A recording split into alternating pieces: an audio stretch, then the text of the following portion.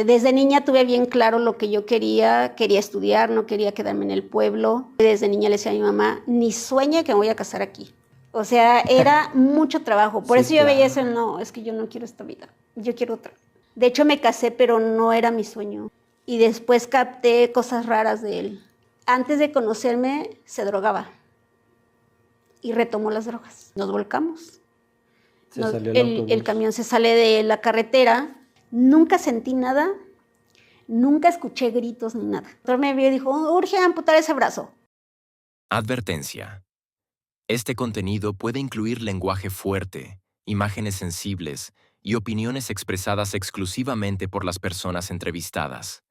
Las declaraciones aquí vertidas son responsabilidad de quienes las emiten.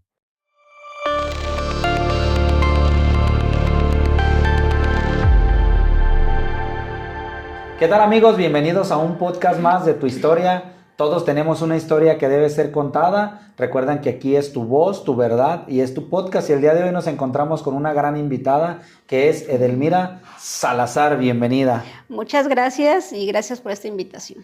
No, pues de qué, gracias a ti por aceptarnos la llamada y pues por habernos aceptado, que ya nos conocemos de un tiempo más atrás.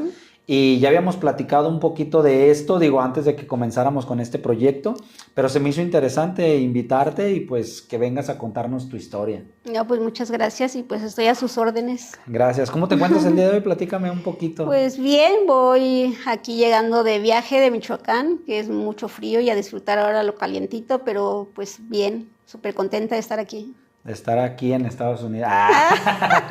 Bueno, hay que decirle, nada, estamos aquí en Guadalajara. Sí. Pues bienvenida y bueno, me gustaría empezar a tocar un poquito del tema, que le platiques a la gente, a nuestras personas que nos escuchan, quién es Edelmira, que nos vayamos metiendo un poquito más a tu historia, a tu vida. Sí, pues soy Edelmira Salazar, soy originaria de Michoacán, pero tengo más de 30 años viviendo aquí en esta ciudad. Me encanta, me gustó desde la primera vez, no había tenido el gusto, pero cuando llegué aquí me quedé. Y pues ya mis hijos nacieron aquí también, ya son tapatíos. Y también me gusta el frío de mi pueblo y voy muy constantemente, pero me encanta Guadalajara. Me dedico a la rehabilitación física. Algo que vengo a compartir que es bien importante son herramientas de transformación de la vida, de superación, de encontrar cada quien su propósito de vida, para qué vino, por qué nació, porque pues hay mucha gente que no ha encontrado su motivo y no puede estar basada nuestra vida o nuestra confianza en algo externo, sino que hay que conocer más a profundidad quiénes somos, cómo estamos conformados, y es un aliciente encontrar tu propósito de vida o tu meta espiritual, también lo podemos conocer así. Desde niña tuve bien claro lo que yo quería estudiar, no quería quedarme en el pueblo. En los pueblos, o por lo menos en esa etapa de los 70s que me tocó ser niña, era pues aprende todo lo de casa, incluso hacer tortillas, porque en ese tiempo ni luz había en mi pueblo. Entonces era como prepararte, pero para casarte, para el hogar. Y yo decía, ay, no, yo no quiero eso. O sea, yo quiero salir del pueblo, yo quiero irme a la ciudad.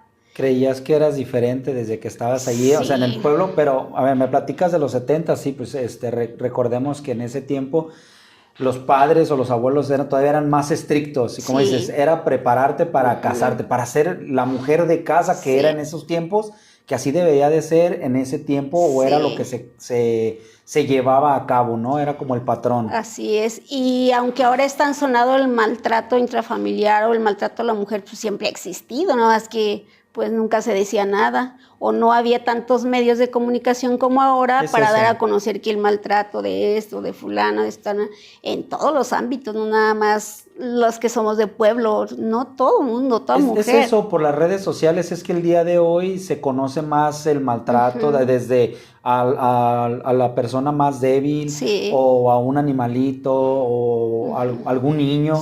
O sea, sí, repetimos, las personas más débiles o más vulnerables, o a las mujeres.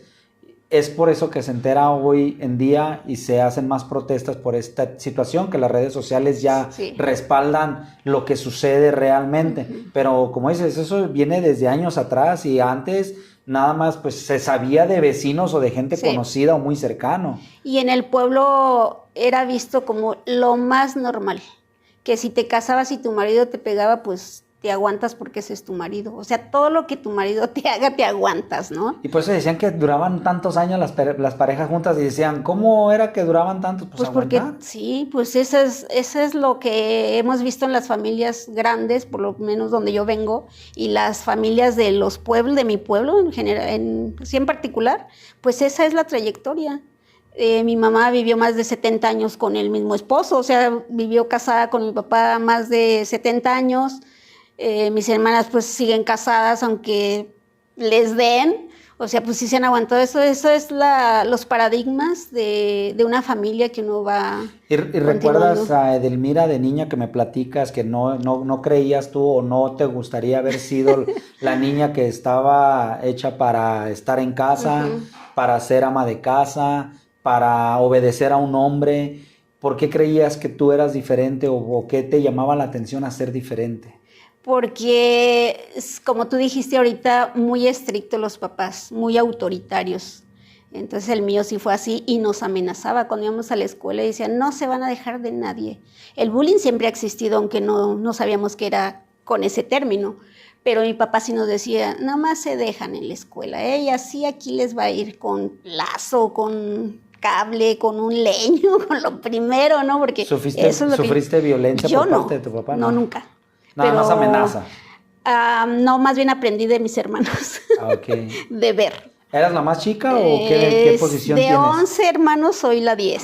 Eres las más grandes. Yo soy la más chica, la antepenúltima. O sea, del 1 al, así contando. Del 1 al 11 yo soy la 10. Antes de la entonces, pues ya mis hermanos mayores ya casados, pero sí a mis hermanos sí les pegaron, a mis hermanas también les pegaron, pero vuelvo a repetir, eso era muy normal en el pueblo. O sea, sí, claro. Ni quien se asustara, ni quien esté traumado, ir al psicólogo porque tu papá te pegaba, no. Y pues todos bien derechitos, vas a la escuela a lo que vas, ¿no? ¿Y crees que ahora estás muy sobreprotegido, que no se arriende a los hijos así? No hay un equilibrio, es demasiada holgura, haz lo que tú quieras, demasiado tiempo libre para los niños sin una dirección. Sí se necesita un poquito más de disciplina. Aunque a mí me tocó la etapa de mucha rigidez, podemos llamarlo así, pero no estoy traumada porque haya tenido un papá tan autoritario. Pues, en lo personal me tocó también un papá así duro. No considero que... Al contrario, hay cosas que agradezco porque gracias a él no soy drogadicto, ni soy una mala persona, sé trabajar, sé valerme por mí mismo, o sea, muchas cosas que puedo agradecer a eso. Sí, claro. Como tú lo dices. Sí, entonces sí se necesita un poco más de disciplina y de más dirección y acompañamiento a los hijos. Porque en el libro que va a salir, donde soy coautora, es de mujeres empoderadas, y me hicieron una pregunta que creo que la contesté, una parte basada en mi experiencia desde niña, de lo que vi, y otra parte de acuerdo a mi profesión, de lo que he ido estudiando, para contestar, porque la pregunta dice, ¿qué les aconsejas a los niños? Es que más bien es a los papás, porque los niños dependen de los papás. Claro, entonces, como es el aprendizaje, sí, ¿no? Exacto. Entonces a los niños, adolescentes, que es donde más se necesita dirigirles el rumbo, es un acompañamiento, porque si yo le digo, recoge tu cuarto y yo tengo mi cuarto un reguero, o sea, no puede ser, es una incongruencia. Pero si los dos nos ponemos a recoger y ordenar el cuarto, eso es diferente. Claro. Entonces, mucho ojo con eso, ¿no? Entonces, sí, en parte, sí, en la actualidad es porque he dado pláticas a los padres y junto con los niños y los adolescentes y por separado. Entonces, ahí se requiere de esa disciplina. Desde siempre, porque los niños se van definiendo su personalidad y desde muy pequeños van rechazando alimentos, por ejemplo, y la mamá interpreta, a esto no le gusta, no se lo vuelvo a dar. Va eligiendo, este vaso no le gusta, entonces le voy a dar otro. Entonces, mucho ojo con eso, porque desde ahí ya te está dirigiendo el niño. Entonces, así como que hay que ser muy conscientes y poner mucha atención en esa personalidad que se va desarrollando del niño. Porque le permites, te abres a dejar que él haga lo que él quiere. Sí, entonces si llora porque le quitas esto, pues que llore, nadie se ha muerto porque llore porque le quitas el celular, a menos que se suicide, ¿verdad? Mucho ojo con eso también. Pero por eso es el acompañamiento, estoy contigo, vamos a hacerlo juntos. Como padres hay que invertir mucho con los hijos. Entonces... Perdón que te interrumpa, me tocó un punto muy importante que dices, que hay un punto donde tú explicas qué vistes de parte de tu infancia y de tu adolescencia. Sí. Ese punto me gustaría que nos platicaras un poquito. Sí, es que cuando ya vas en la adolescencia y por el pueblo, que lo vuelvo a repetir, era como nada más estar pensando, pues no tengo novio y con quién me voy a casar. Y yo no tenía ese pensamiento. Yo al contrario, desde niña le decía a mi mamá, ni sueñe que me voy a casar aquí, ni sueñe que me voy a quedar aquí, porque primero ver todo el trabajo que la mujer hace en el pueblo y luego que te peguen, ¿no? O sea, no es justo. Se me hacía injusto para mí. Todo lo que hace la mujer, tan temprano levantarte, ve al molino, poner malas las tortillas a mano y sigue haciendo todo para que llegue el marido y te pegue. O sea, la verdad se me hacía muy injusto. Yo decía, no, un día yo voy a ser karateca, decía. Y yo me entrenaba, a saltar, ¿sí? A correr. ¿Y dónde aprendiste eso? Porque no había, como dices, no había luz, no había televisión. O sea, en tu mente, ¿cómo entró decir, yo voy a ser karateca? ¿De dónde lo relacionaste? Pues irme del pueblo, siempre decía, yo me voy a ir de aquí. ¿Pero de dónde nació aprender eso de saber de las artes marciales? Veía cosas de mis hermanos los más grandes, porque la etapa de mis hermanos era de donde traían el cabello largo, los pantalones acampanados, y mis hermanos sabían bordar, ellos solo les metían las telas aquí, que de aquí como un triángulo les ponían a los pantalones para ver los acampanados, y yo veía las revistas que ellos veían. Ah, y ahí venía lo del karate. Entonces yo veía el tipo de revistas que veían y que eran muy comunes en esa época, la Sentimental, la Semanal, la de Calimán, el Águila Solitaria, algo así. O sea, ese tipo de revistas, de hecho un hermano tiene colección de esas revistas, entonces yo las veía. Entonces yo veía lo de Calimán, ¿no? Y yo soñaba y cerraba los ojos y decía, un día voy a saber pelear y no voy a dejar que nadie me pegue. Cuando mi papá me quiera pegar, yo le voy a correr y no me va a alcanzar. De un salto voy a brincar al otro lado, a la otra casa, y yo me entrenaba así. Y a mi hermano más chico, que yo nomás fui mayor de él, yo le decía, vente, vamos a brincar, tenemos que aprender a pelear, a defendernos, tenemos que saber brincar. Y yo amarraba un lazo de un árbol a árbol, porque pues las casas de pueblo son amplias con árboles, y yo lo amarraba de un pino hacia un durazno. Y iba subiendo el nivel del lazo y le decía a mi hermano, tenemos que brincar esto. Y luego nos íbamos a correr a la cancha de fútbol, que es muy grande, es del tamaño de una profesional. Y ahí yo me llevaba el lazo y lo amarraba en la portería. Y le decía a mi hermano, no, es que tienes que brincar. Y pues mi hermano estaba chiquito. Y luego lloraba y le decía, no sea chillón. Tú eras la estricta ahí. Sí, no sea chillón. Entonces, como que yo aprendí mucho de niña de ver lo que les pasaba a los demás. No, a mí nunca me pegaron mis papás. De hecho, a mí desde niña no me gustaba la carne. Mi mamá me respetaba mucho eso, me preparaba otro tipo de alimentos, me daba fruta porque decía que yo no estaba bien alimentada por no comer carne. Y mis hermanas ahora se acuerdan, ¿no? Dicen, nosotros viéndote todo lo que te daba mi mamá y pues sí me consintió mi mamá, ¿Pero ¿verdad? por qué era el tema de que no te gustaba la carne? Nunca me gustó la carne, no la podía pasar. Al masticar. La masticaba así, no me la podía pasar. Y empecé a detectar los síntomas de mi cuerpo al comer carne. Por ejemplo, detectaba cuál carne me robaba mi energía y me dejaba así toda aguada, toda desmayándome. O sea, empecé a detectar cosas así desde niña. Okay. Y ya cuando entré a estudiar lo de las artes marciales, que entré con el kung fu, la yoga, la meditación, el desarrollo humano, tenía 16. ¿Y tú ya estabas en el pueblo? No, ya no, yo saliendo de la secundaria, adiós. ¿Del pueblo a qué edad saliste? ¿Es que 11, 12 años? A los 14 años. 14 años, te viniste a Guadalajara. A México. A la Ciudad de México. Estuve en México, de ahí me fui a San Cristóbal, en Chiapas, allá estudié el bachillerato, allá entré a las artes marciales, vivía muy cerca de la escuela. ¿Y con quién te fuiste a Ciudad de México? Con una sobrina, me le pegué. ¿Sobrina mayor que tú? Sí, por parte de mi hermana la mayor. Ok. Sí, trataba siempre que cuando alguien de mi familia iba al pueblo, yo me iba a México. Siempre fui desde niña. Y aprendí a andar en el metro desde que tenía 8 años. O sea, andar en el transporte en México no me pierdo porque desde esa edad ya sabía andar en el transporte público. Porque era mi sueño, yo andaba viendo a ver cómo me iba a ir. De hecho, cuando le dije a mi papá, me voy a México, pues ni le pedí permiso, le avisé. ¿Qué año estamos hablando que te fuiste? En el 84. ¿Y no te tocó lo del terremoto del 85 allá? Sí, y en el 84 la explosión del gas en San Juanico. Desde ahí me tocó eso y en el 85 el temblor. Sí me tocó. ¿Y tú estabas en la Ciudad de México? ¿Y cómo sí, en pleno centro, a unas cuadras de la Alameda. ¿A qué horas fue eso el temblor? A las 7:15 de la mañana. De la mañana. Sí. ¿Y qué andabas haciendo a las 7:15 de la mañana? Lo que pasa que yo tenía una cita con el oculista en un hospital que está detrás del Monumento de la Revolución. Ajá. Ahí hay un hospital de solamente oculistas. Okay. Y yo tenía cita ya a las 7 de la mañana. Ah, entonces mi hermana me levantó muy temprano y yo no me quería levantar. O sea, ay no, qué flojera, ¿no? Y bueno, en eso pues el temblor fue... Pues sí fuimos de los damnificados, mi hermana fue de los damnificados. Te tocó, sí, porque toda esa parte, o sea, sus casas se cuartearon desde el techo así diagonal hasta el piso. ¿Y dónde lo viviste tú eso del terremoto? Ahí en el centro de la ciudad. O sea, pero estabas adentro, afuera, en la calle. Ah, no, adentro de la casa. Ah. Pero sí a 8 cuadras del Hotel Regis y todo eso. O sea, el ambiente, vivir ese ambiente que nunca lo había visto, aunque sí había visto temblores, pero no tan fuertes. Yo, ¿cómo que se cayeron las casas? Y veías gente corriendo, como se salió de la cama en puros calzones, los hombres así, llorando pues claro. Los hombres. Yo decía, ay caray, pues tan fuerte fue. y rápido las ambulancias, las patrullas dando indicaciones, no prendan ningún cerillo, hay fugas de gas, mucha tierra, no había luz, no había teléfonos. Sí estuvo fuerte, muy fuerte. Sí, me imagino que ya tenías, dices, 15. Tenía 15.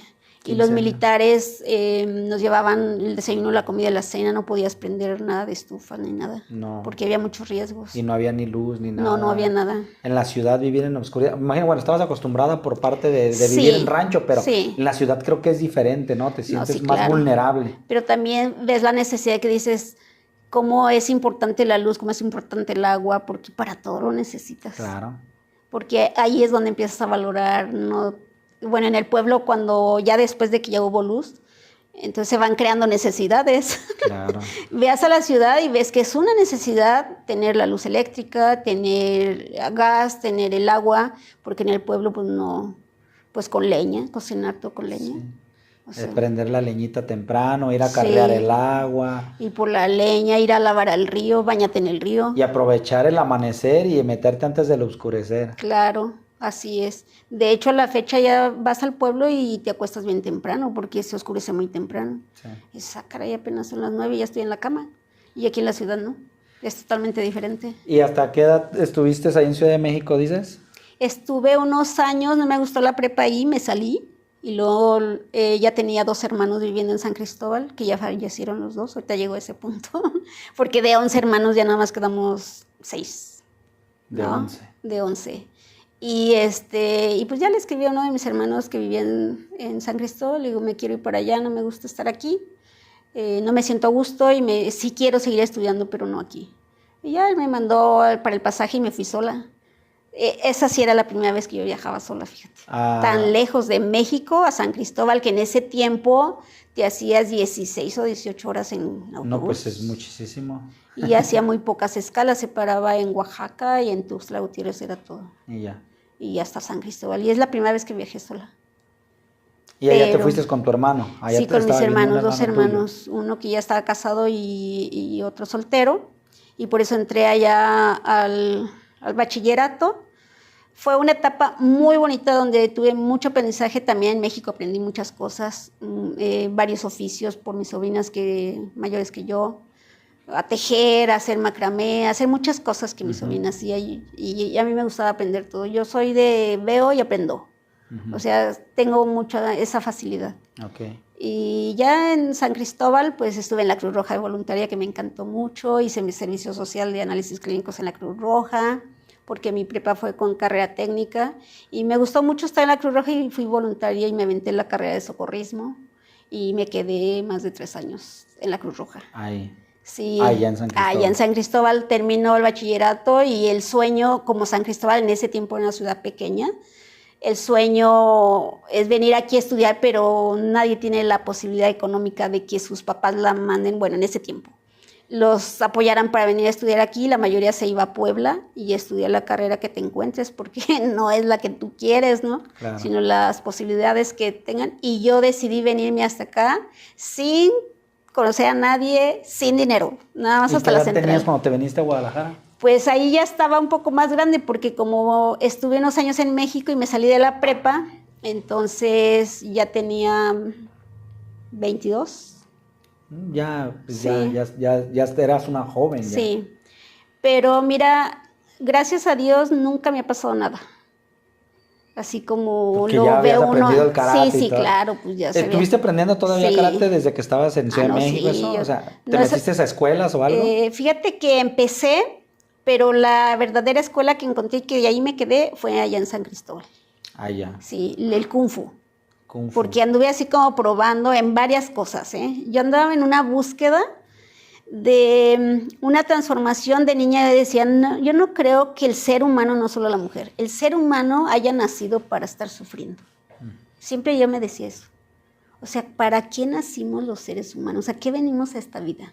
O sea, siempre, Sí. siempre has buscado como Sí. una respuesta Sí. a un propósito. Exactamente. Y decía, quiero ver que Dios existe. O sea, yo desde niña decía, no, es que yo busco a Dios. De hecho, en mi libro lo pongo, de mi búsqueda de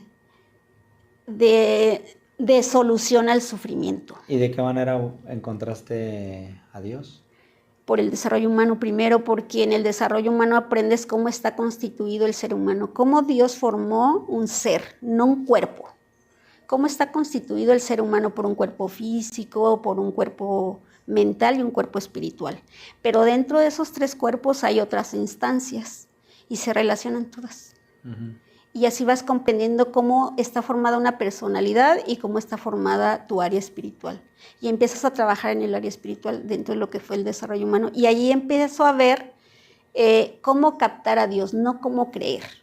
Porque para creer nos enseñan desde niños. No sé qué religión te inculcaron tus padres, igual a mí. Uh-huh. Yo creo que la mayoría. Y tú crees en eso, pero lo captas y lo vives. Yo creo que la mayoría de católicos nos metemos a la religión o estamos en la religión, pero tenemos como la creencia, pero como que hasta cierto punto la mayoría muy limitados. Creencia. O sea, no nos metemos a más a profundidad, uh-huh, como dices. Exactamente. En este y no solo los católicos cristianos también, porque yo desde niña buscaba esas respuestas y yo iba al catecismo, como todo niño católico, pero me hice amiga de unos testigos de Jehová que iban al pueblo y fui su amiga y me fui a estudiar la Biblia con ellos porque las mismas dudas que yo exponía en el catecismo se las hice a ellos y no me supieron contestar. De hecho, si llegan los testigos de Jehová a mi casa y tocan la puerta, yo platico con ellos y les hago preguntas y no me saben contestar. Pero porque eso lo he aprendido en el desarrollo humano. Tú eres la que los corre rápido. Termino por yo entrevistar a ellos. Yo por eso no les abro. Por favor, no toquen ahí en mi casa. Entonces, sí, desde niña anduve en esa búsqueda. Y luego cuando me fui a México los volví a buscar y encontré a unas amigas que ya eran muy de la tercera edad. Y yo me sentía muy a gusto con ellas. Porque también me han gustado amistades como mucho más grandes que yo. Sí. O sea, como buscar personas con más experiencia en la vida. Y yo creo que esa madurez se absorbe, ¿no? Sí. Te digo porque en lo personal yo, bueno, también desde niño, también la mayoría de mis amigos siempre fueron 10, 15 años mayores que yo. Sí. Y como que eso me enseñó a ser diferente. Me siento diferente porque nunca fui como el chavo de que andaba en el antro, en el cotorreo, en el desmadre, aquí y allá, sino que siempre mi vida fue diferente. Claro. Pues yo también me identifico así, nunca he tenido un vicio, fíjate.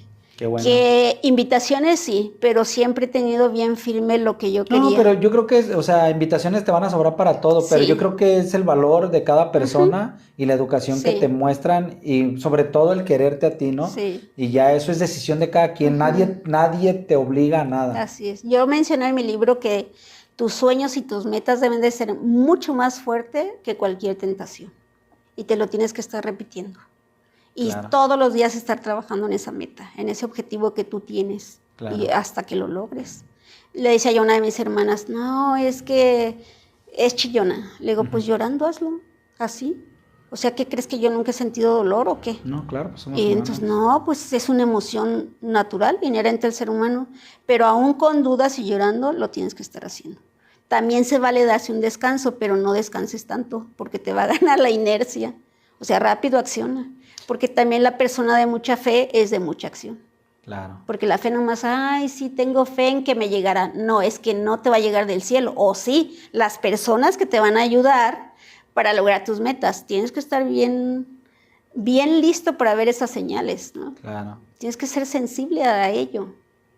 Sí, pues como dicen, ¿no? El dicho de no me des todo, sino ponme donde hay, yo me encargo de lo demás. Así es, entonces pues uno tiene que estar listo a las señales y cuando las captas, pues sí encuentras todo. Claro. Entonces así es como vas captando a Dios, ¿eh? Claro. Y entonces lo empiezas a vivir y a seguirle siempre, porque pues toda la vida vamos a estar en esa lucha como seres humanos. ¿Y a qué edad veniste a Guadalajara, dices 22, 23 años, sola, sin una casa, sin un hogar? ¿A dónde llegaste aquí a Guadalajara? ¿Quién te recibió? Fíjate que llegué a la central y la vi tan grande y allá tan fuera de la ciudad.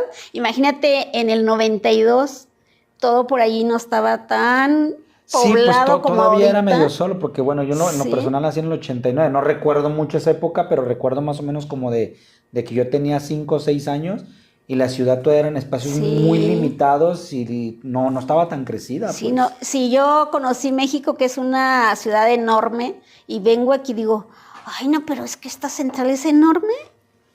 Ver todo ese círculo y digo, no, wow, es que aquí está súper enorme la central camionera y yo nomás traía dinero hasta allá, hasta la central.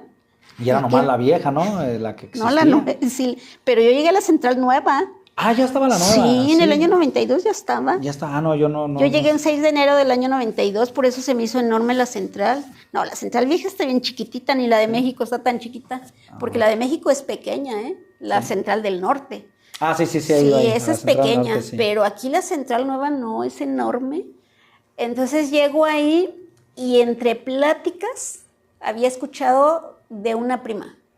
O sea, tengo 2 primas que viven aquí, pero yo no sabía su dirección, ni nunca la pedí. Nada más sabías que estaban por aquí. Nomás sabía el nombre y la calle, el nombre de la colonia y el nombre de la calle. Era todo.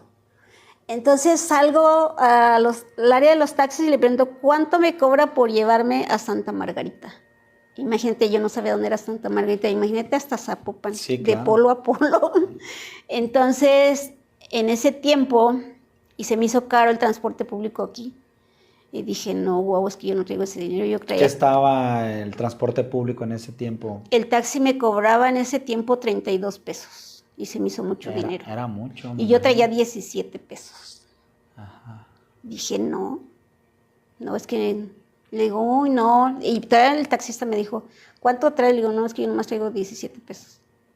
Y me dijo que no, y pues ya me metí a la central a pensarle, ¿cómo le hago?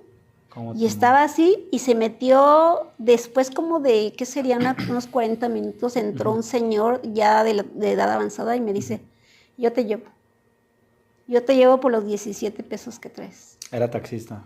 Era taxista. ¿Y no te dio miedo? No, fíjate que nunca he sido miedosa. Una vi, porque no es la primera vez que en una central camionera se me acerca un hombre, ¿verdad? Entonces yo vi que era de edad avanzada y dije, no me va a hacer nada. Hasta ni corriendo. Yo he sido de esa mentalidad, ¿eh? Claro. Y dije, está bien. Y ya que me subí, digo, ahora sí, ¿a dónde te llevo, verdad? O sea, si no tienes una dirección, le dije, lléveme a Santa Margarita, la calle Tulipanes. Ahí déjeme en esa calle. Y ahí me dejó en esa calle.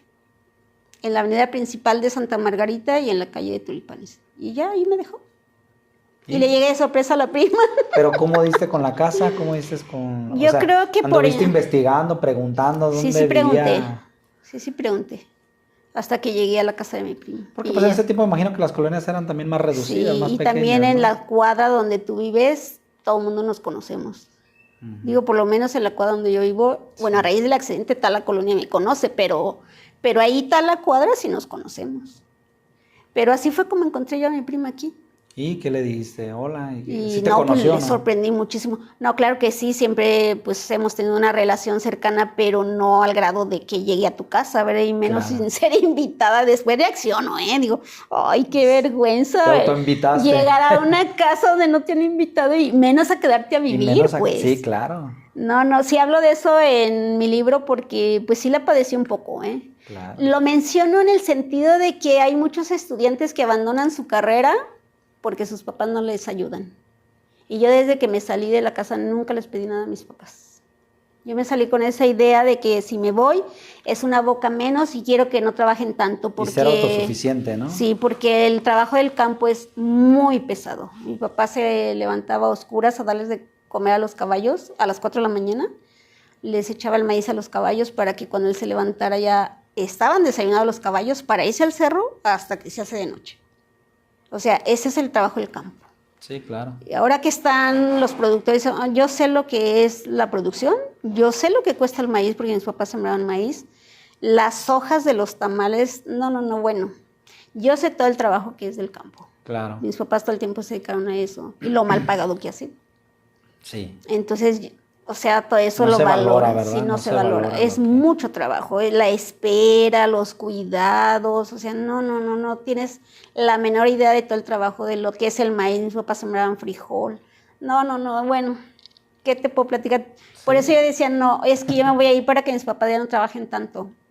Y mi mamá metida en la cocina. Todo el día. Desde amanecer hasta anochecer. Imagínate cuando habíamos tantos hermanos ahí, como 8, así en escalerita para la escuela, y ella llevaba una cubeta así como van por número las cubetas. Ella llevaba una del 10 y el copete así de masa y todas las tortillas se acababan. Todas. Y todos los días era eso. Para todos. Para todos.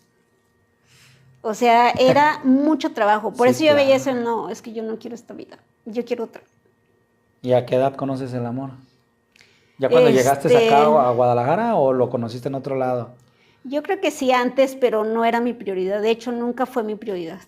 De hecho, me casé, pero no era mi sueño. No era así. Dentro de mis planes nunca he sido, ay, me quiero casar de blanco y tener hijos. O sea, cero. No. No fue esa ilusión No, ni me casé de esa forma tampoco. O sea, yo me casé al civil y no me quería casar a la iglesia y no quería tener hijos. ¿A qué edad fue eso? Ya tenía 28. Ya 28 años. Sí, pero, ya estabas aquí en Guadalajara. Sí, claro. ¿Conociste un tapatío? No, es ¿de dónde era? Era de Cuernavaca.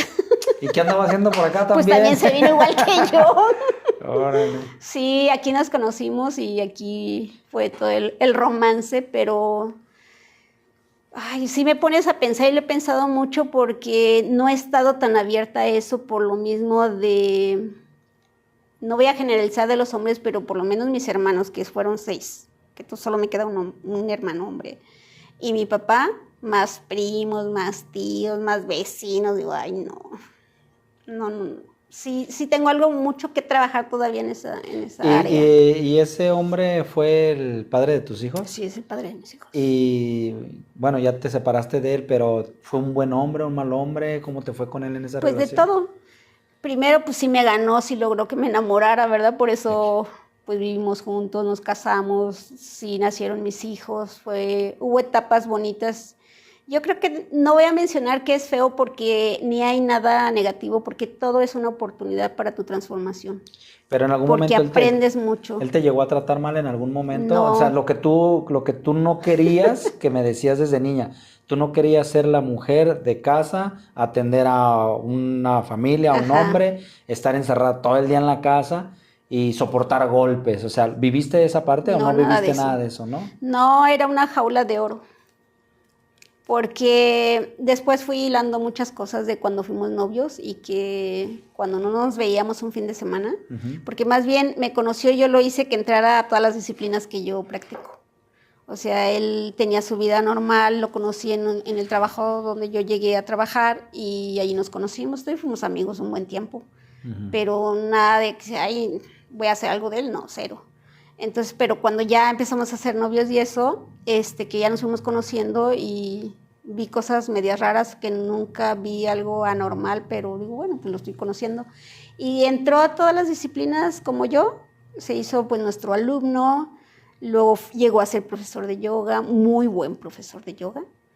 Y fue la etapa así del nacimiento de nuestros hijos y todo eso. Yo era evaluadora nacional de las disciplinas en ese tiempo, hasta que me dijo, bueno, tú quieres seguir como soltera, ¿no? Porque sí, yo seguía como soltera.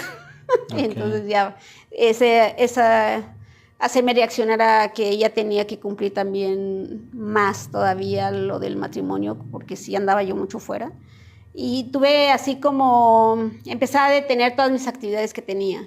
Entonces, ¿consideras que tu relación se acabó porque tú ya no estuviste tanto al pendiente de tu hogar? O sea, no, lo que pasa que después ya planeamos tener a mi primer hijo y ya pues me embaracé, tuve a mi hijo. Gracias a él estuve en un embarazo muy tranquilo en la casa, sin necesidad de trabajar, bien atendida. Y yo menciono que fue una jaula de oro porque él compraba todo, nunca me dio dinero. Nunca jamás. O sea, es una forma de controlar, ¿eh? Porque traje esto, compré eso. Yo nunca fui a las tortillas o al pan, cero. Nunca recibí un peso de él. ¿Sentías que te limitaban en esa parte? Él compraba parte, todo. Sí, lo fui captando porque en una ocasión que vinieron mis papás a visitarnos y que mis papás nunca me habían pedido nada tampoco, me pide mi papá un dinero prestado. Solo me pidió 1,000 pesos, ¿eh? Dijo, hija, préstame 1,000 pesos porque va a llegar Procampo, no sé qué en ese tiempo, que Procampo no les pide dinero, pero él pensaba que había que regresar un dinero que les habían dado. Y me pide 1,000 pesos, entonces yo le digo en ese entonces pues a mi esposo, ¿me puedes dar 1,000 pesos? Porque mi papá me los dio. Y me dijo que no. Y yo no lo podía creer.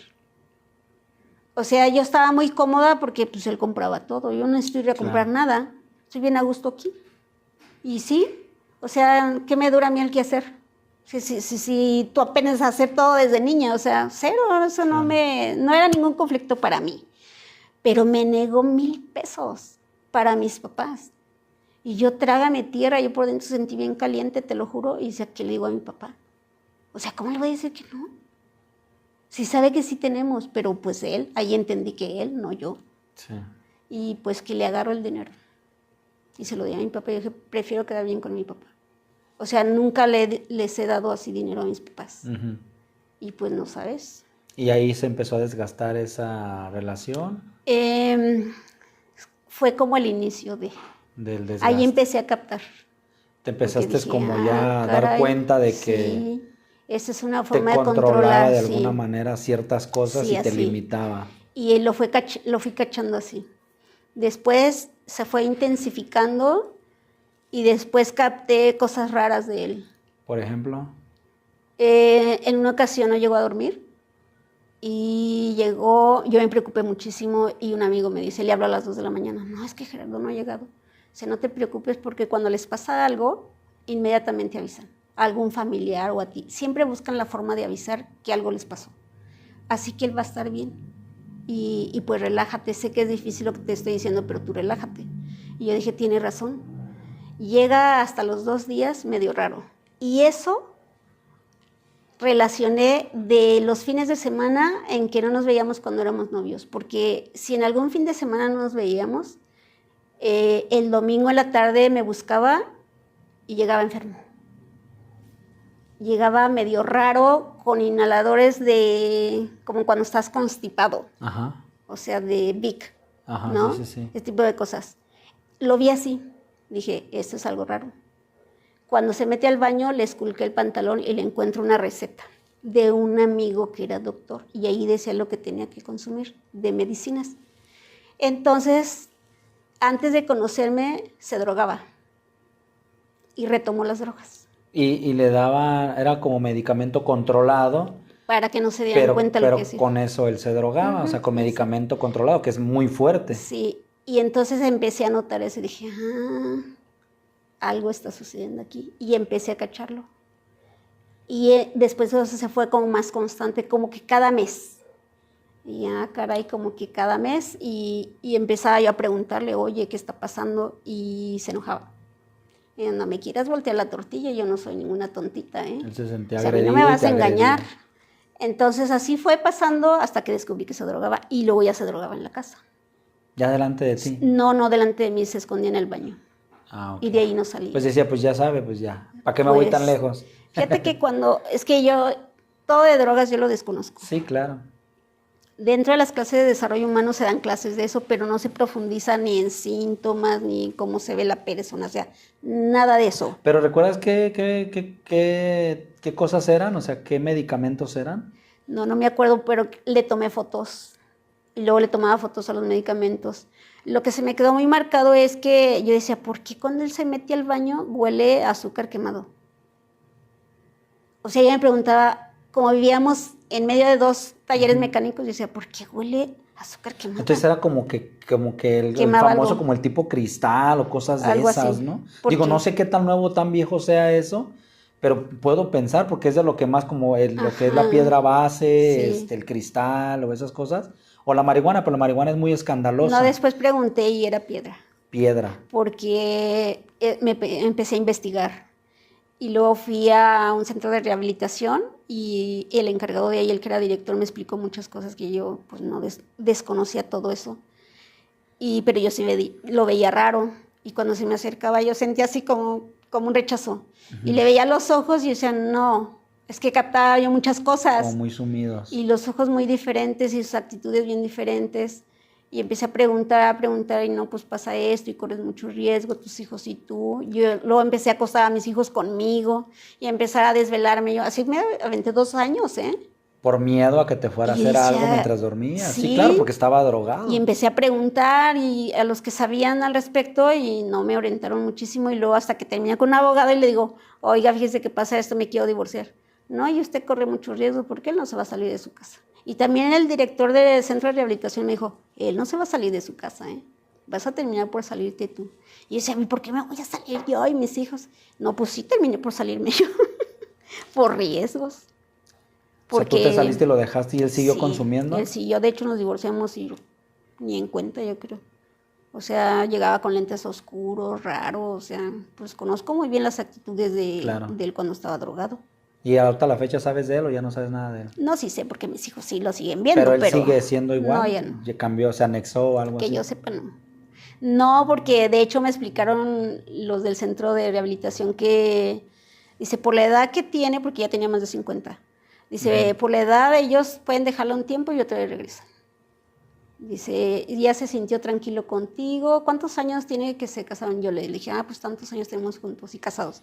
Dice, pues sí, más o menos es el promedio, por eso lo volvió a agarrar. Yo aprendí muchísimo de eso, ¿eh? Bueno, por eso nos divorciamos. Primero fui detectando eso, que es un control del dinero y te tienen aquí, y me llegó a decir... Entonces él era mayor que tú. Sí, era mayor que yo. ¿Cuántos años? 6 años. 6 años, bueno, no es mucho. Entonces decía... A veces me decía cosas, le digo, no, tú ya andabas en primero de primaria y yo iba naciendo. De broma bueno, le decía. Puede ser que sí. Pues tú ya tenías 6 años, andabas en primero de primaria y yo iba naciendo, ¿no? Ya son 6 años de experiencia. 6 años son 6 años. Son 6 años de avance, ¿no? Sí. Pero sí me llegó a decir, yo no quiero aquí en la casa una doctora o una profesora. Digo, pues te aguantas porque tú me conociste así. En parte, como no permití ser sometida, pues no funciona. ¿Y te separaste de él? ¿Empezaste a hacer tu vida ya sola como madre soltera? Sí, me fue muy bien después de eso. Mucho mejor. A sobresalir. ¿Y seguiste practicando lo de tu...? Nunca lo he dejado, nunca lo dejé. ¿Pero eres ahorita maestra de qué me dices? Bueno, ahorita me especialicé en rehabilitación física y como tengo el espacio para dar yoga restaurativa y el tai chi, eso es lo que hago. Te preguntaba hace un momento fuera de cámaras, bueno, eso de Tai Chi, eso porque yo desconozco un poco de eso, me platicabas que es un arte marcial que se da en China. Bueno, que nació ahí. Ahí es especializado, original. Y tú lo seguiste practicando y todo. Es que en la escuela donde yo donde he aprendido, que se cerró por pandemia aquí en Guadalajara, pero que está en muchas ciudades y países, es una asociación en la cual yo pertenezco, donde entré pues al Kung Fu, al desarrollo humano, a la yoga, a la meditación. Ya estando aquí en Guadalajara, pues empecé a aprender el Tai Chi porque el profesor que daba las clases renunció, se casó y renunció, y ahí fue donde el director me dijo, pues, ¿le vas a entrar tú? Y yo, pues, no, yo no sé, no, pues te vas a preparar. Y pues me empecé a preparar. Yo recuerdo que hace como 2 años, ¿era que nos conocimos? Sí, más o menos. Hace 2 años atrás, nos conocimos porque íbamos a buscar a un personaje, porque tú querías, para ponerte, ¿qué? Un brazo biónico. Biónico. Pero me gustaría abordar ese tema porque veo que eres una persona muy espiritual, que eres una persona que sabe llevar este tipo de temas que puede ser para muchas personas muy perturbador, puede ser de pronto que les provoque depresión. ¿Tú pasaste por esto cuando tuviste tu accidente. No sé cuál fue el accidente, solo sé que tuviste un accidente automovilístico. En carretera, algo así. En autobús de pasajeros. Autobús de pasajeros. Nos volcamos en la autopista. Ok, a ver, platícame de eso, ¿qué fue, cómo fue? Sí, yo andaba trabajando en la Ciudad de México, viajaba como cada 3 meses, iba a dar pláticas y terapias, sí. Y venía de la Ciudad de México, y antes de llegar a la caseta de aquí, nos volcamos. El camión se sale de la carretera y nos caímos en la cuneta que hay entre carriles y carriles. ¿Qué año era ese, perdón? Eso fue en el 2016, el 6 de diciembre. O sea, ya hace casi 10 años, Van a ser ya, sí, 9 años. Entonces, cuando siento que se sale el camión, yo todavía me levanté para ver hacia dónde íbamos. Dije, quiero ver hacia dónde vamos, qué tal que es un barranco o algo así, porque es en la madrugada, no sé por dónde venimos. Venía medio dormida y todavía me incorporé para ver por la ventana. Dije, no, ahorita se va a detener porque es la cuneta, porque se siente así, porque está así la cuneta, ¿no? Entonces caemos ahí y va así el camión, pero siento cuando cae y todavía se arrastra. Entonces yo me hice bolita y pues yo no sentí cuando me cayeron los demás encima, te lo juro. Claro. Y aquí donde descansa el brazo, pues los que me cayeron encima, pues lo rompieron, me cayeron encima, me molieron el brazo. ¿Te rompieron el brazo? Sí, entonces yo me hice bolita y yo empecé a mencionar a Dios y a Cristo y así. ¿Cuántas veces? No sé. En ese momento, bueno, imagino, dices, si vas media dormida, captas el momento, ¿es algo dramático, te da miedo, te asustas en el momento? No, nunca pensé eso, yo solamente nombré a Dios.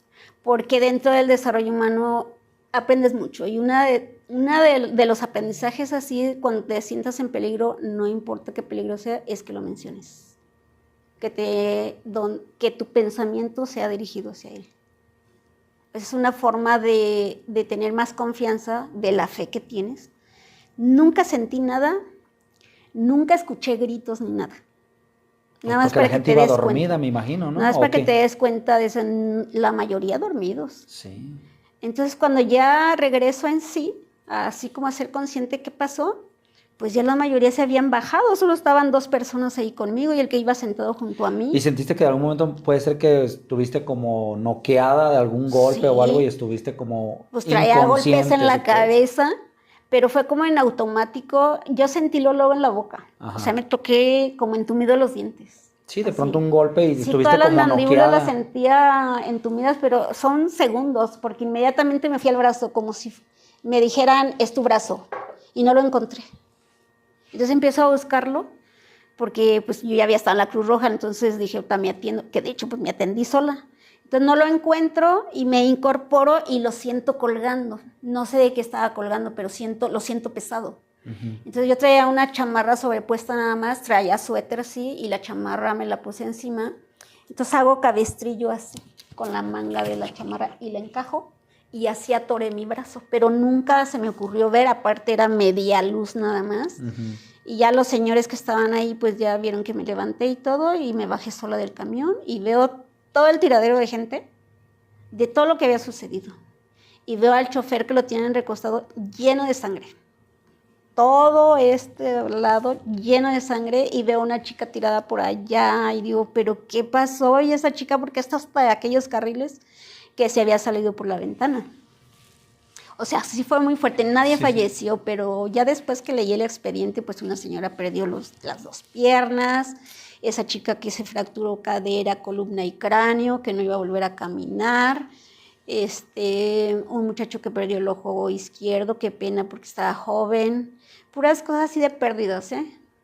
Fue muy fuerte. ¿Y tú solamente tenías el brazo roto o te lo habían desprendido? No, estaba molido. Ah, te lo deshicieron, te hicieron el hueso con el peso. Todo se molió, porque después pregunté quién vio las fotos, oye, estaba así, porque sí sentí después de que me terminaron de amputar, que se pasa la anestesia y empezó un ardor y un dolor, porque yo nunca tuve dolor, ¿eh? Pero no te dijeron se puede recuperar, nada, o sea, era pérdida ya. No, los doctores son bien drásticos y no piensan nada. El doctor me vio y dijo, urge amputar ese brazo. Así fue lo primero que dijo el doctor. O sea, ni siquiera lo consideró hay que operar, hay que intentar salvarlo. Me llevan a urgencias y el doctor entra y dice, urge amputar ese brazo. ¿Así? Entonces, ¿qué piensas? O sea, nada, yo pensaba mucho en mis hijos porque estaban esperándome solos, saqué el teléfono para hacer llamadas, le avisé a mi hermana, le avisé a un amigo y su esposa que tenían llaves de mi casa, vayan con mis hijos, porque todavía le digo a mi hermana así bien tranquila, yo mantuve siempre la tranquilidad. Tuvimos un accidente, estoy bien, solo me fracturé el brazo derecho y estamos aquí tirados en la carretera y no sé dónde es. No sé a qué distancia de Guadalajara estamos. Y yo escuchaba las llamadas de los demás y que urge que llamen las ambulancias, se tardan mucho, hay mucha gente grave y entre esas graves estaba yo. Pero tú no te sentías. No, pues yo me bajé sola y todavía fui por las maletas porque vi cuando llegó alguien de la caseta y empezaron a sacar las maletas. Y como yo fui la primera en subirme al camión, dije, las últimas maletas son las mías. Y sí, vi cuando hacen el cerro y las mías hasta arriba y todavía me levanté por mis maletas. Y las puse aquí enfrente y todo, súper normal. Ya cuando íbamos entrando aquí a la ciudad en la ambulancia es cuando empecé a sentir el dolor del cuerpo, no del brazo.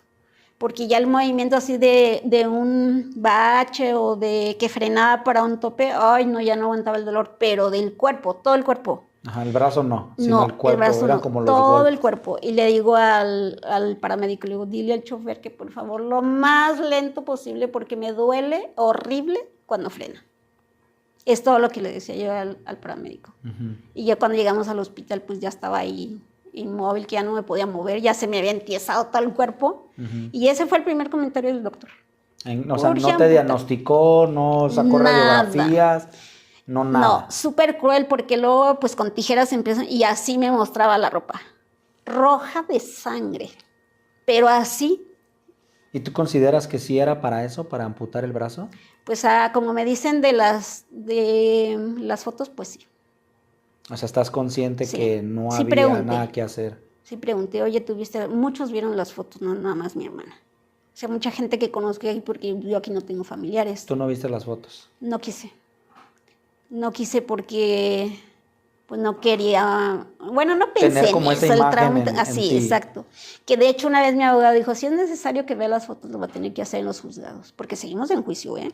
Ah, o sea, metiste demanda a la empresa de autobuses. A la empresa y a la aseguradora porque se dedican los seguros a no querer pagar, ¿eh? ¿Y te pagaron o no te pagaron? Todavía no. O sea, van 10 años y no Todavía se hacen responsables. seguimos en juicio.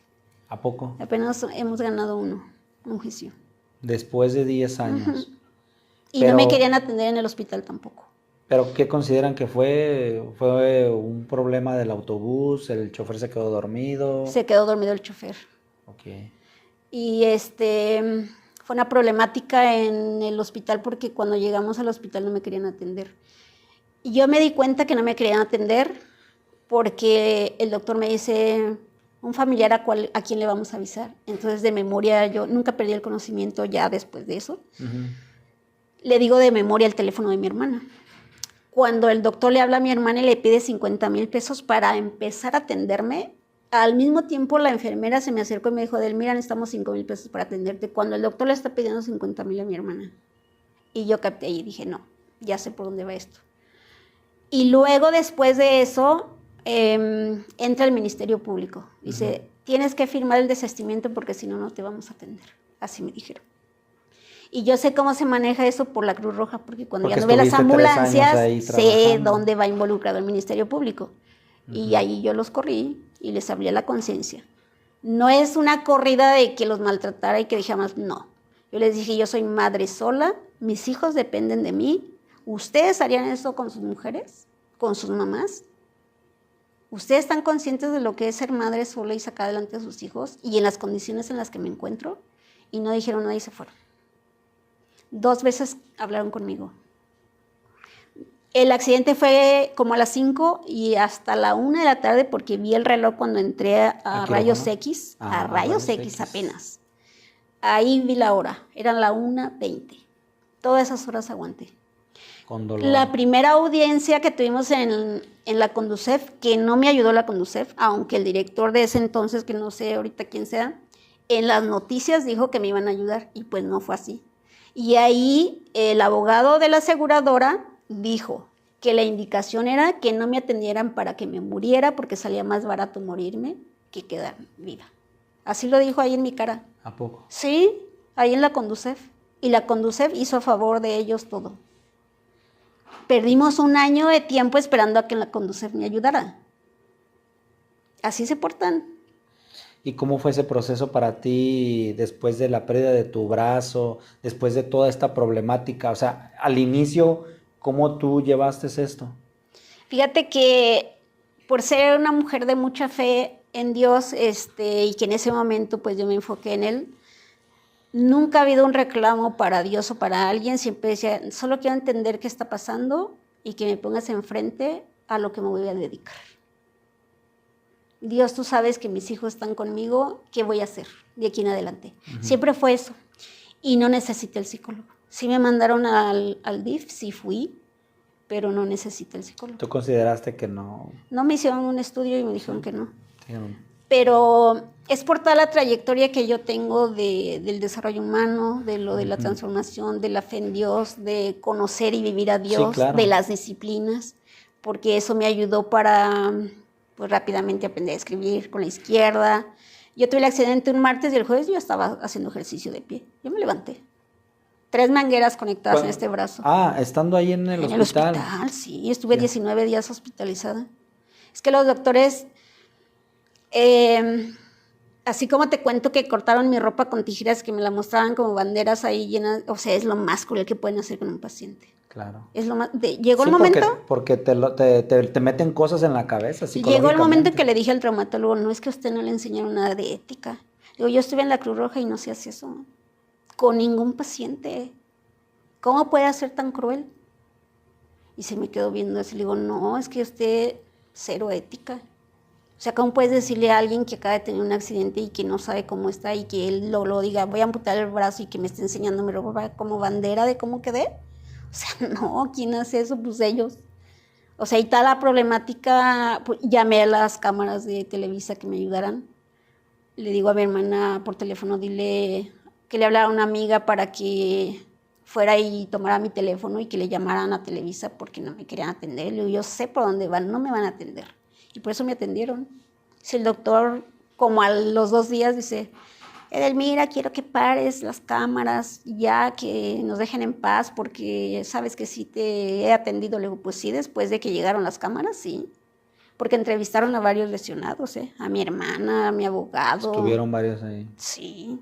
Yo después vi los videos y me llegaban a decir, está pasando esto afuera, porque yo estuve muy al pendiente siempre. Entonces, pues no tienes tiempo de estar pensando cuando la problemática es esa, ¿no? Porque decía, no, es que yo tengo que atenderme. Entonces, pues no tenía tiempo de pensar cómo me veo, qué voy a hacer, o sea, no. Entonces, estar tan al pendiente de todo lo que sucedía a mi entorno y luego mis hijos, o sea, son muchas cosas que tienes que atender. Entonces, para eso tienes que tener una lucidez mental, pues. Sí, veo pues que tienes como todo eso muy claro y que no te ha afectado porque pues has sabido llevar todo esto, y dentro del proceso, digo, muchas personas de pronto se deprimen, se decaen. ¿Tú cómo puedes abordarle a una persona que ha pasado por lo mismo que tú has pasado, a lo mejor una pérdida de alguna extremidad? ¿De qué manera tú le puedes ayudar a esa persona mentalmente, emocionalmente y espiritualmente a llevar esto? Sí, lo he hecho porque he conocido mucha gente ya con discapacidades y específicamente en una conferencia alguien se me acercó a decirme que si podía ayudar a una señora que perdió las 2 piernas en un accidente que fue muy sonado en las noticias aquí en Guadalajara, de un joven menor de edad que atropelló a varias personas en una parada del camión, como a 5 personas, y esta señora es una de ellas. Perdió las 2 piernas. Y cuando me la presentan, que fue por teléfono, yo capto mucho desde tu voz. Entonces le dije, tú estás muy enojada. Y yo no puedo estar enojada con alguien de algo que te va a suceder para que tú aprendas de la vida.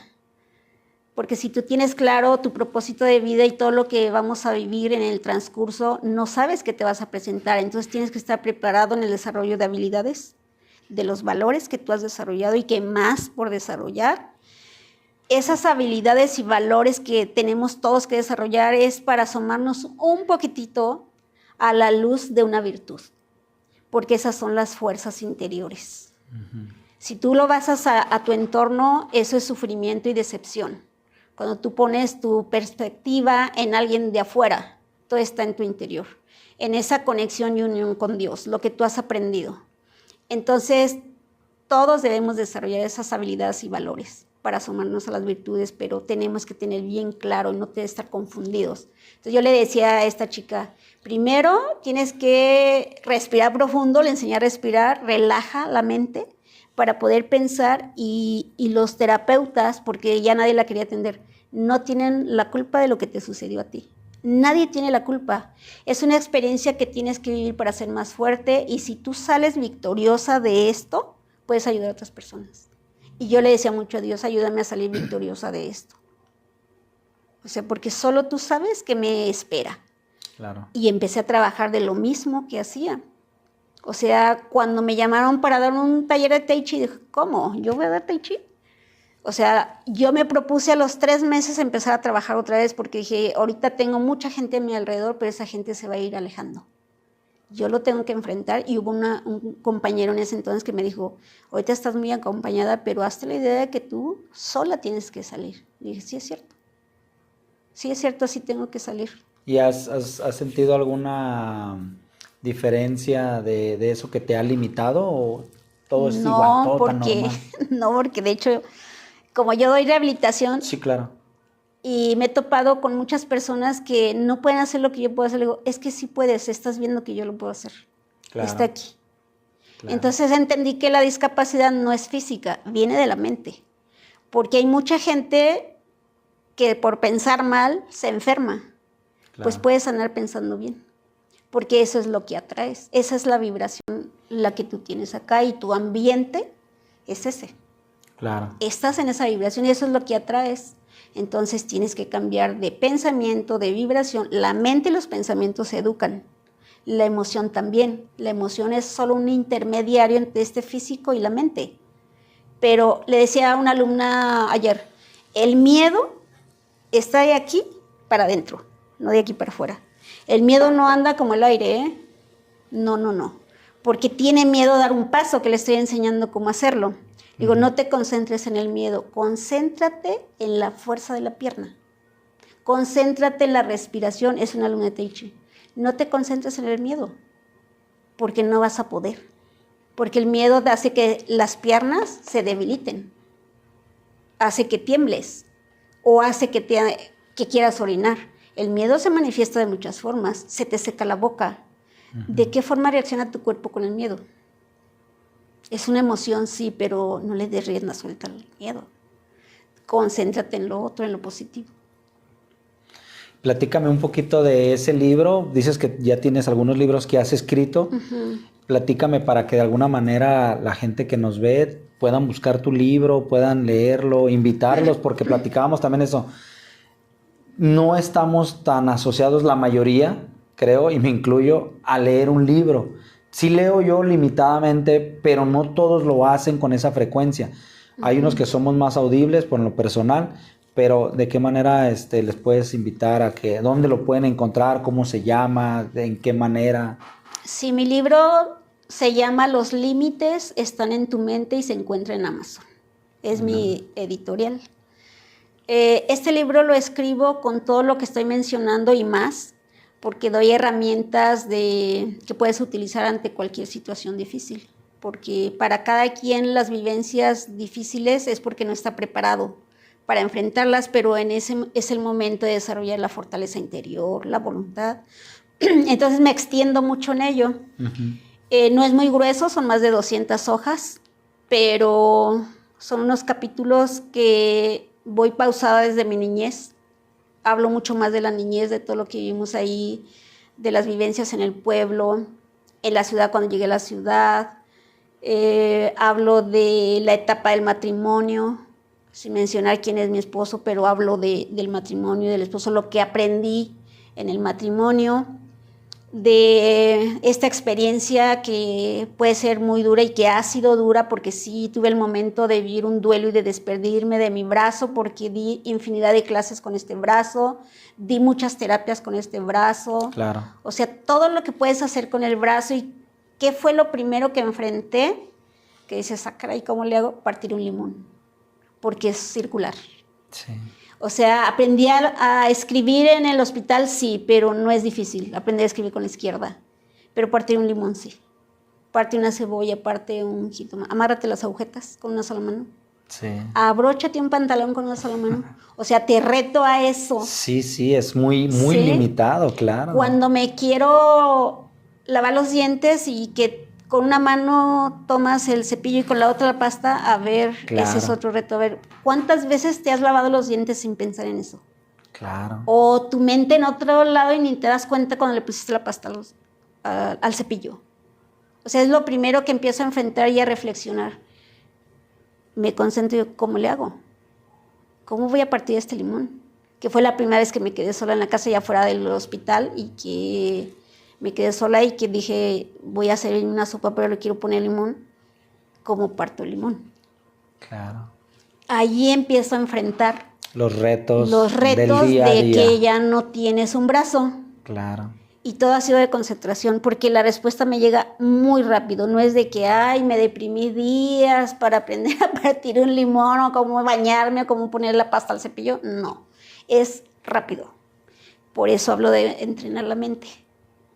Sí, porque yo noto y siento pues tu vibra, tienes una muy buena energía. Gracias. Y se ve que eres una persona muy preparada y muy capaz y se siente todo eso.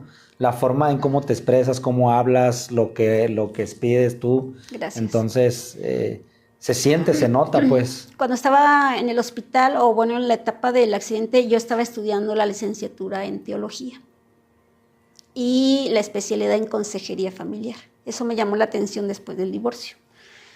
Y me dice un amigo, ¿quieres que hable al director y que le diga que vas a suspender tus estudios por lo que te sucedió? Le dije, no. Le puedes llamar y decir lo que me sucedió, pero no voy a suspender mis estudios. Y no suspendí nada.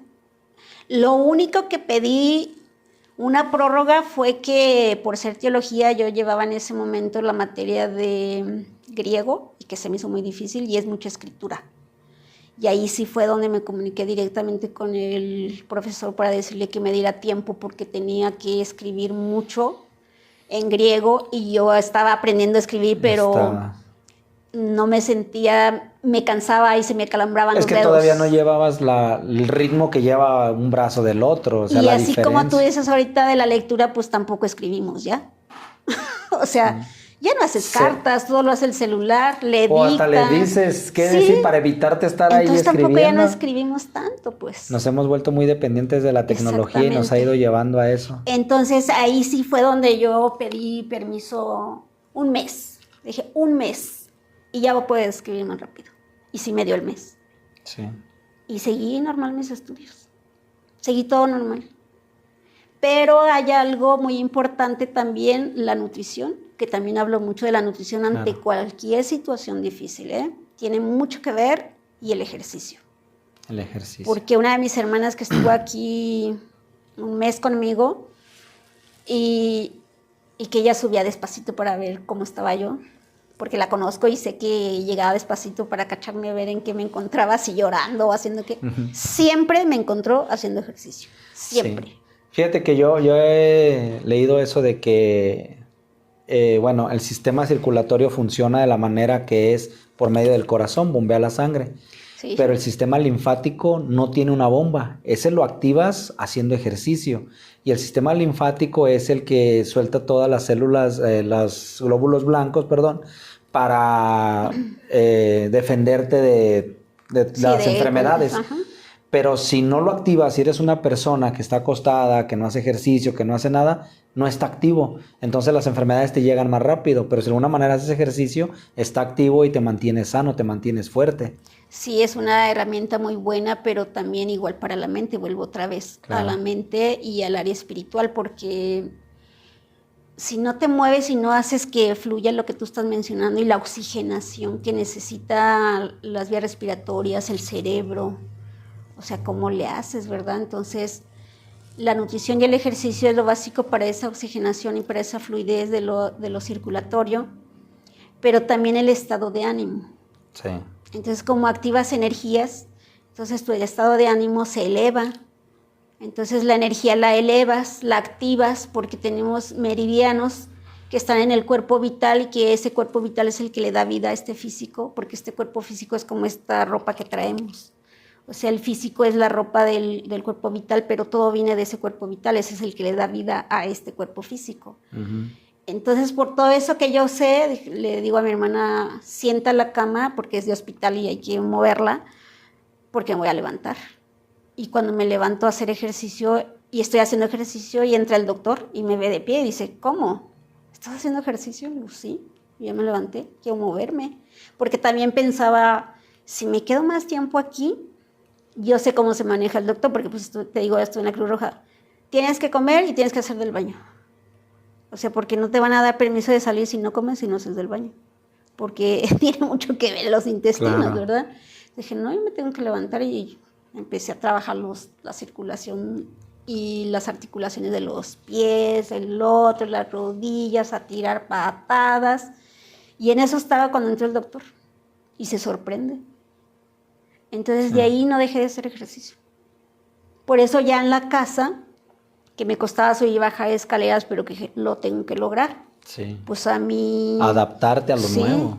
Al principio es lento, pero hay que tener paciencia, usar la respiración correcta para tener la fuerza y poder hacer el movimiento, bajar los escalones, subir y bajar. Y siempre estuve haciendo ejercicio, siempre, siempre, siempre. Qué bien, Edelmira, pues te felicito por todo esto, por todos esos logros, por todo esto que has logrado.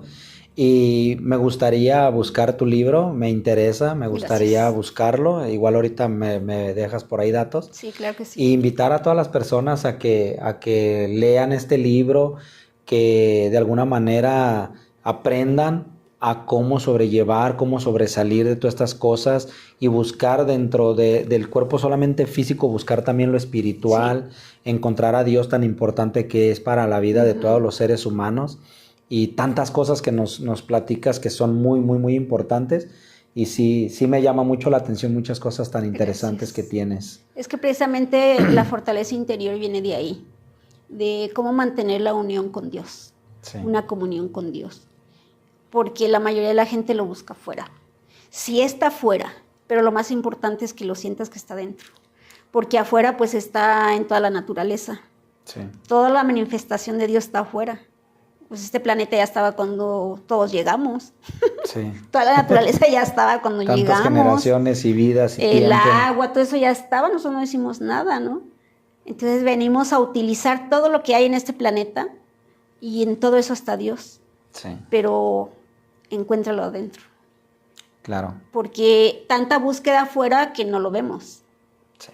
O sea, pues en todo eso está, en ese árbol que está aquí afuera.